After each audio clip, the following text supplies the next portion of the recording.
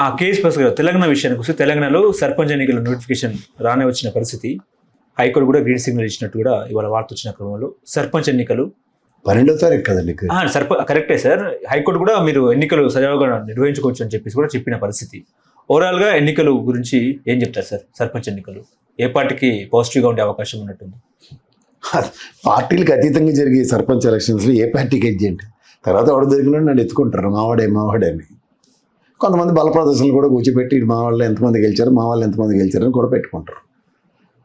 ఇప్పటికైనా మించిపోయింది లేదు బీసీ సామాజిక వర్గం రిజర్వేషన్స్ డిమాండ్ని జస్టిఫై చేసుకోవడానికి. నేనైతే బీసీ సంఘాలకి నేను ఇచ్చే ఒక విన్నపం ఏంటంటే, ఎంత మ్యాక్సిమం బీసీ ప్రతినిధులను సర్పంచులుగా నిలబడతారో అంతమంది నిలబెట్టండి. ఎలాగో రిజర్వ్ కాన్స్టిట్యున్సీస్ తప్పవు, ఇక్కడ ఎస్సీ ఎస్టీ వాళ్ళకి రిజర్వ్ చేసిన సర్పంచ్ నియోజకవర్గాలు వాళ్ళే నిలబడతారు.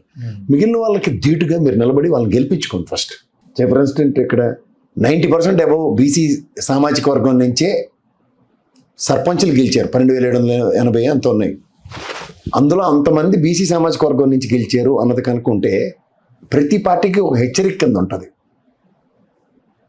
రెండోది, రేపు నెక్స్ట్ జరిగే ఈ కార్పొరేషన్ ఎన్నికలకి ఏదైతే కౌన్సిలర్లకు కానీ జెడ్పీటీసీలు ఎంపీటీసీలకైనా ఆన్ ఫ్రంట్ ఎండింగ్ వారియర్స్ కింద బీసీ సంఘాల నుంచే ఎక్కువగా బీసీకి ప్రాధాన్యత ఇవ్వాల్సిన అనివార్య పరిస్థితి ప్రాంతీయ పార్టీలకు కానీ జాతీయ పార్టీలకు కానీ వస్తుంది.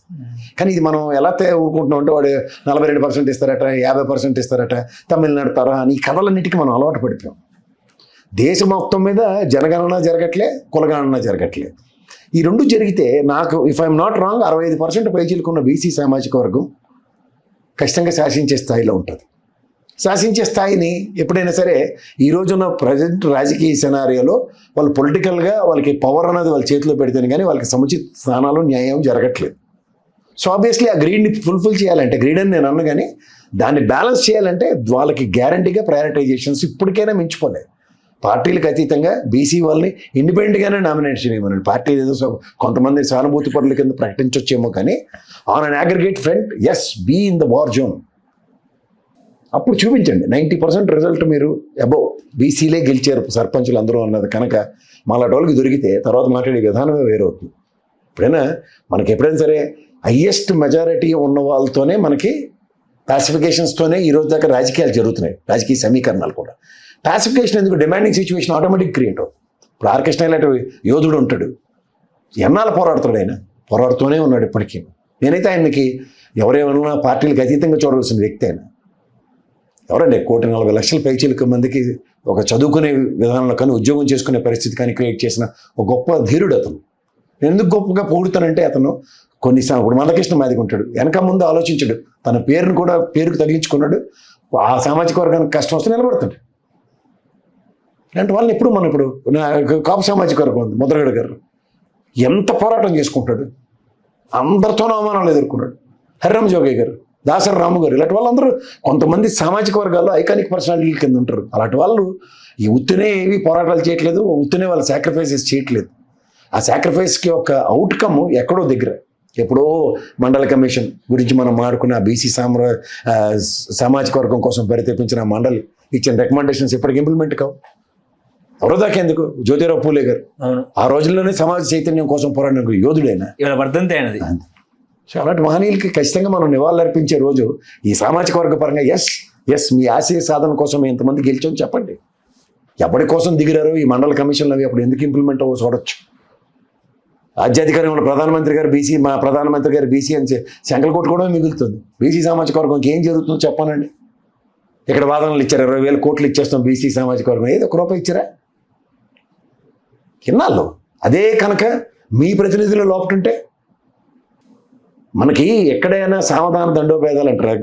ఎగ్జాంపుల్ చెప్తున్నా, ఇవాళ మీరు పార్టీలకి అతీతంగా కులకట్టు మీద రండి బయటికి. బీసీ ఇవాళ మనకు నియోజకవర్గంలో ఒక రెడ్డి సామాజిక వర్గం కాంగ్రెస్ ఇవ్వచ్చు, లేదా వెలం సామాజిక వర్గం కేసీఆర్ ఇవ్వచ్చు అనుకుందాం. ఎగ్జాంపుల్ చెప్తున్నా, ఒక బీసీ సామాజిక వర్గం నుంచి నిలబెట్టుకుని ఇండిపెండెంట్గా గెలిపించండి, ఏడపోతారు చూద్దాం. ఆ కట్టు అప్పుడు ఎందుకు ఉండట్లే మీకు? ఆయన పొంగనూరు నుంచి యాదవ్ గారు, ఆయన ఇలాగే పోరాటం చేసుకుని పార్టీ పెట్టాడు. 57 మందికి అంతమందికో దగ్గర ఆయన బీసీ సామాజిక వర్గానికి టికెట్లు ఇచ్చింది. నేను ఒక సామాజిక వర్గ మీటింగ్కి వెళ్ళి నేను గెస్ట్ కింద వెళ్ళాను. నేను వెళ్తే నిలబడిన వాళ్ళు బీసీలు, కానీ పార్టీ వాళ్ళట బీసీ వాళ్ళందరినీ అటుపక్క ఓటేయమని చెప్పి అటుపక్క ఓటేశారట. మరి ఇంకట పార్టీ పెట్టినా ఓ బీసీ సామాజిక వర్గ పరిరక్షణ కోసం నాయకులకి ఛాన్స్ ఇచ్చినా, వెసులుబాటు ఇచ్చినా, నాయకత్వ లక్షణాలు వాళ్ళని నమ్మకుండా వేరే పార్టీలో ఉన్న నాయకులను నమ్ముకుంటూ ఆ సామాజిక వర్గానికి ఈ విధంగా అన్యాయం జరుగుతున్నప్పుడు సంఘాల పరంగా సామాజిక వర్గ పరంగా పోరాటం చేస్తున్న నిజమైన నెక్కచ్చని నాయకులకి సముచిత స్థానం ఎప్పుడు దొరుకుతుంది? అలాంటప్పుడు వాటి గురించి పోరాడే వ్యక్తుల్ని సముచిత స్థానాలు ఇచ్చి ఎవరి కోసం మాకు ఈ హక్కులు ఫుల్ఫిల్ చేయాలనే గళాలను తయారు చేయండి. అది రాజ్యాధికారంతోనే సంతరించుకుంటుంది కాబట్టి రాజ్యాధికారం అంటే వాళ్ళ ప్రజాస్వామ్యంలో ఉన్నాం, ప్రజాప్రతినిధులుగా పంపించండి. ఎవరి కోసం మాట్లాడరు వాళ్ళు? ఎవడైనా వాళ్ళ సామాజిక వర్గం గురించి వాడు మాట్లాడుకోకుండా ఉండడు కదా. అది మనకి ఆన్సర్ ఇస్తుంది కదా. That's what I mean to say. Hello, Telugu రాజ్యం ఛానల్ చూస్తున్నారా? సామాజిక, రాజకీయ, జీవన చిత్రణే తెలుగు రాజ్యం. అతిశయోక్తులు, అసత్యాలు ఉండవు. రాజకీయ కోణం కాదు, ప్రజా కోణమే కొలబద్ద. తెలుగు రాజ్యం వీక్షణ మీ ఉత్తమ అభిరుచికి నిదర్శనం.